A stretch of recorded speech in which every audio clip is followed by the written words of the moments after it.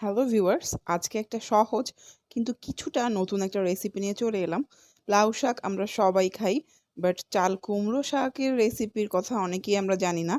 আজকে আমি চাল কুমড়ো শাক ভাজি দেখাবো। আশা করছি আজকের রেসিপি ভালো লাগবে আপনাদের।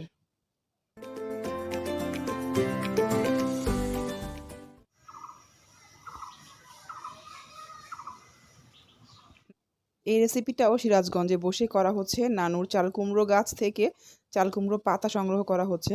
চাল কুমড়ো শাক আমরা অনেকেই লাউ শাক থেকে আলাদা করতে পারি না। দেখতে একই রকম লাগে, বাট চাল কুমড়া শাকটা হচ্ছে একটু হার্ড বা একটু খসখসে টাইপের। লাউ শাকের মতো অত সফট না। আমরা শাক নিয়েছি এবং শাকগুলো বেছে ছিঁড়ে টুকরো করে পানি দিয়ে খুব ভালোভাবে ধুয়ে নিলাম। একদম টাটকা গাছ থেকে পেড়ে আনা শাক, এটা টেস্টই আলাদা হবে। এবার আমরা সয়াবিন তেল নিয়ে নিলাম পরিমাণ মতো। দ্যাট মিন্স এখানে আমরা 3 টেবিল চামচের মতো সয়াবিন তেল নিয়েছি।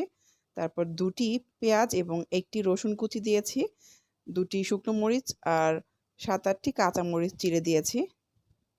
একটু কিছুক্ষণ নেড়ে চেড়ে নিলাম। একদম পুরোপুরি ব্রাউন করব না, কিছুটা ব্রাউন টাইপের কালার এলেই আমরা শাকগুলো দিয়ে দেব এবং শাকের উপরে পরিমাণ মতো লবণ দিয়ে দিলাম। আজকের রান্নাটাও বড় মামি করছেন, আর আজকে বাইরের মাটির চুলায় রান্না হচ্ছে না, আজকে ভেতরে রান্নাঘরে গ্যাসের চুলায় রান্না হচ্ছে। এবার শাকটা মামি ভালো করে নেড়ে চেড়ে দিচ্ছেন।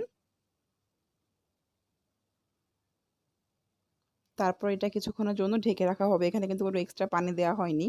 আর টাটকা শাক মানে এমনিতেই খুব সহজেই সফট হয়ে যায়। বাস ঢাকনা তুলে এটা আরও একটু মামি নাড়াচাড়া করছেন। এটা খুব বেশি দ্রুতই সফট হয়ে গেছে। ঢাকায় আমরা যখন শাক কিনে এনে ভাজি করি, এত সফট হয় না বা এত দ্রুত নরম হয়ে যায় না।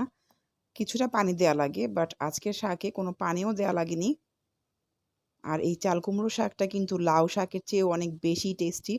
আর এটা আমার ভীষণ পছন্দের একটা শাক। আপনারা যারা এটা এখনও খাননি বা ট্রাই করে দেখেননি, তারা কিন্তু অবশ্যই এটা ট্রাই করবেন।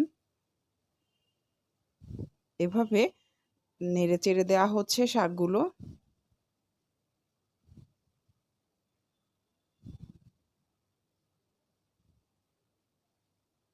ঢাকনা দিয়ে আবার কিছুক্ষণ পর ঢাকনা তুলে এটা নাড়াচাড়া করা হচ্ছে।